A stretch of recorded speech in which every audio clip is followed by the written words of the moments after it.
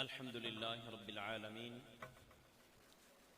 والصلاة والسلام على سید الانبیاء والمرسلین اما بعد فاعوذ باللہ من الشیطان الرجیم بسم اللہ الرحمن الرحیم قال اللہ تبارک وتعالی فاذکروا آلاء اللہ لعلکم تفلحون صدق اللہ العظیم وقال تعالی ان اللہ وملائکتہ یصلون علی النبی یا ایہا الذین آمنوا صلوا علیہ وسلموا تسلیما. مل کر پڑھ لیجئے الصلاۃ والسلام علیک یا رسول اللہ، الصلاۃ والسلام علیک یا نبی اللہ وعلی آلک واصحابک یا رحمۃ للعالمین. حضور نبی کائنات، مفخر موجودات، زینت بزم کائنات، دستگیر جہاں، غم گسار زماں، حامی بے کساں، سید سربراں، سیاح لامکاں، حضور خاتم النبیین جناب رحمت للعالمین احمد مجتبی محمد مصطفیٰ صلی اللہ علیہ وسلم کی ذات والا صفات پر درود و سلام عرض کرنے کے بے شمار فضائل و برکات ہیں. چنانچہ میرے پاک نبی صلی اللہ علیہ وسلم ارشاد فرماتے ہیں من صلی علی 50 یوما صافحتہ یوم القیامہ. لجپال آقا صلی اللہ علیہ وسلم ارشاد فرماتے ہیں جو بندہ روزانہ مجھ پر 50 مرتبہ درود پڑھ لیا کرے، قیامت کے دن میں محمد عربی اس کے ساتھ ہاتھ ملا کر سلام کروں گا. اگر کوئی اپنا بھلا چاہتا ہے، اسے چاہے جسے خدا چاہتا ہے، درود ان پہ بھیجو، سلام ان پہ بھیجو، یہی مومنوں سے خدا چاہتا ہے. اور خشک شاخوں کو وہ تازہ گلاب دیتے ہیں، عہد پیری کو وہ پھر سے شباب دیتے ہیں. پڑھ لے درود ان پر، غفلت نہ کر خدا کی قسم، اب بھی تیرے سلام کا وہ جواب دیتے ہیں، اب بھی تیرے سلام کا وہ جواب دیتے ہیں. محبت کے ساتھ پڑھ لیجئے الصلاۃ والسلام علیک یا رسول اللہ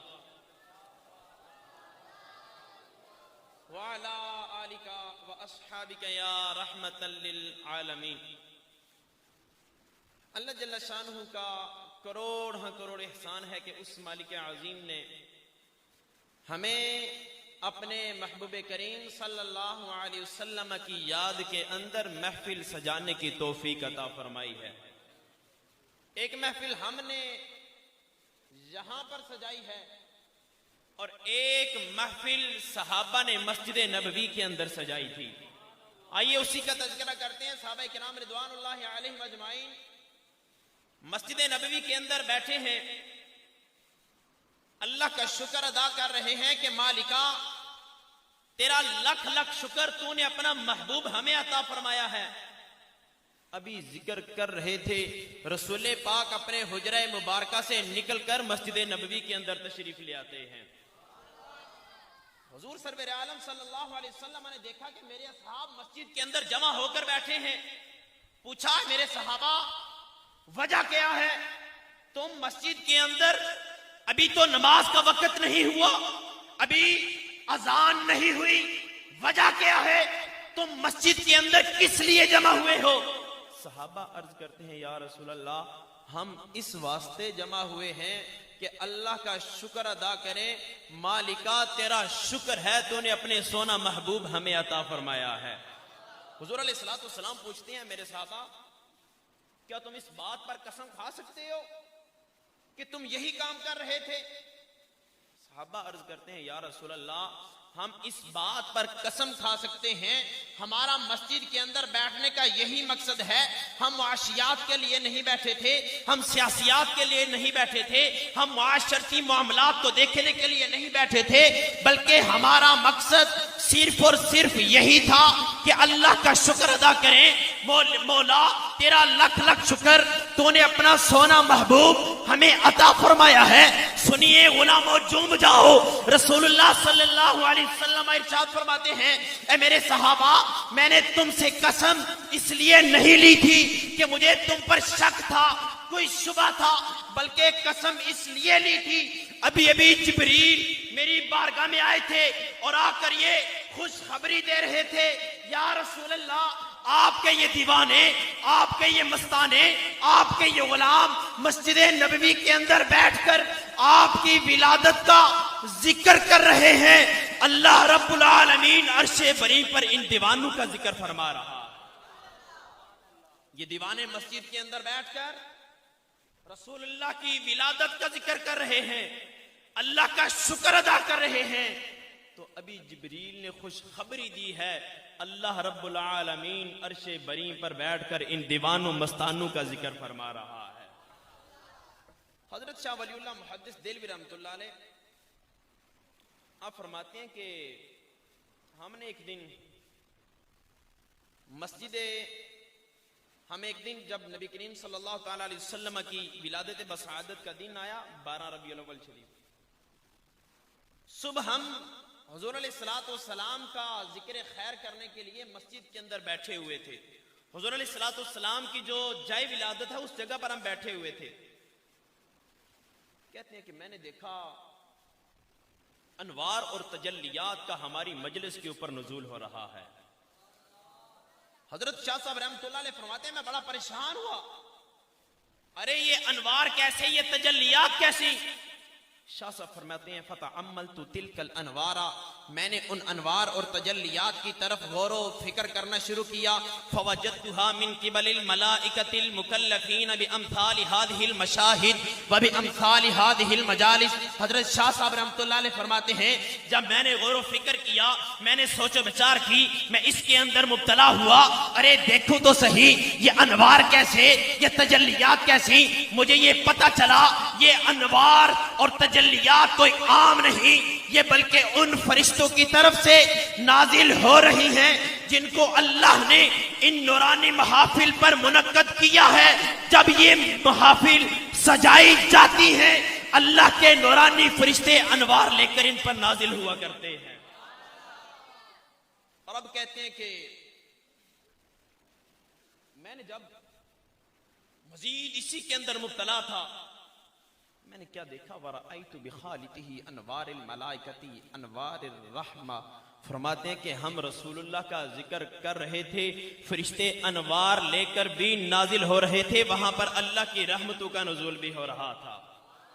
تو آج ہمارا یہ یقین ہے، ہمارا یہ عقیدہ ہے کہ آج اس محفل کے اندر بیٹھ کر ہم رسول اللہ کا ذکر کر رہے ہیں، رسول اللہ کی شانوں کو بیان کر رہے ہیں. ہمارا یہ عقیدہ ہے، اس حدیث پاک کی روح سے دیکھا جائے تو پھر آج اللہ رب العالمین کے فرشتے بھی آئے بیٹھے ہیں، اللہ کی رحمتوں کا نزول بھی ہو رہا ہے، اللہ کی رحمتوں کا نزول بھی ہو رہا ہے. حضرت امام بدر الدین عینی رحمۃ اللہ علیہ جب انہوں نے یہ حدیث پڑھی نا کہ جب ابو لہب مر گیا تو اس وقت 1 سال گزرنے کے بعد جناب عباس رضی اللہ تعالیٰ عنہ نے ابو لہب کو خواب کے اندر دیکھا، اس کو عذاب دیا جا رہا تھا. اس نے بتایا کہ مجھے جب سے تم سے بچھڑ کر قبر کے اندر آیا ہوں، ایک دن بھی راحت اور سکون نصیب نہیں ہوئی، لیکن ایک دن ایسا ہے ہفتے کے اندر کہ جس دن اللہ رب العالمین میرے عذاب کے اندر کمی کر دیتا ہے. حضرت ابن عباس رضی اللہ تعالیٰ عنہ نے یہ حدیث بیان کرنے کے بعد جب اس کی وضاحت فرمانے لگے، جب اس کی تشریح کرنے لگے، تو فرماتے ہیں کہ لوگوں، جو سوموار والے دن، پیر والے دن، ہفتے کے اندر ایک دن جو ابو لہب کو یہ عذاب کے اندر تخفیف اور کنسیشن دی جاتی ہے، اس کی کوئی اور وجہ نہیں بلکہ جب رسول اللہ صلی اللہ علیہ وسلم کی ولادت بسعادت ہوئی تھی، ابو لہب کی جو لونڈی سویبہ تھی، اس نے جا کر یہ خوشخبری دی، ابو لہب تجھے مبارک ہو، تیرے گھر میں اللہ نے بتیجا عطا کیا ہے. تو ابو لہب نے اس خوشی کے اندر اپنے بتیجے کی ولادت کی خوشی کے اندر اپنی اس لونڈی کو آزاد کر دیا. اس کی برکت سے آج بھی اللہ رب العالمین اس کو اس کا صلہ اور انعام عطا فرماتا ہے. اب امام بدر الدین عینی رحمۃ اللہ علیہ فتح الباری کے اندر جب یہ حدیث کاؤنٹ کرتے ہیں، لکھتے ہیں نا، فرماتے ہیں ذرا غور کرو، وہ ابو لہب کافر تھا اور الحمدللہ ہم مسلمان ہیں. وہ ابو لہب بدبخت تھا، ہم رسول اللہ کا کلمہ پڑھ کر خوشبخت ہو چکے ہیں. وہ ابو لہب رسول اللہ کے رستوں کے اندر روڑے اٹکانے والا تھا، ہم رسول اللہ کے ساتھ والہانہ محبت کرنے والے ہیں. وہ منافق تھا، ہم عاشق ہیں. اگر اس ایک بدبخت کافر کو مرنے کے بعد ولادت مصطفیٰ کی برکتیں نصیب ہو سکتی ہیں تو بتاؤ ان غلاموں کا انوار، ان کی قبروں کے اندر جو انوار اور تجلیات نازل ہوں گی، ان کا عالم کیا ہوگا جو رسول اللہ کا میلاد بھی مناتے ہیں، رسول اللہ کی شانوں کو بیان بھی کرتے ہیں.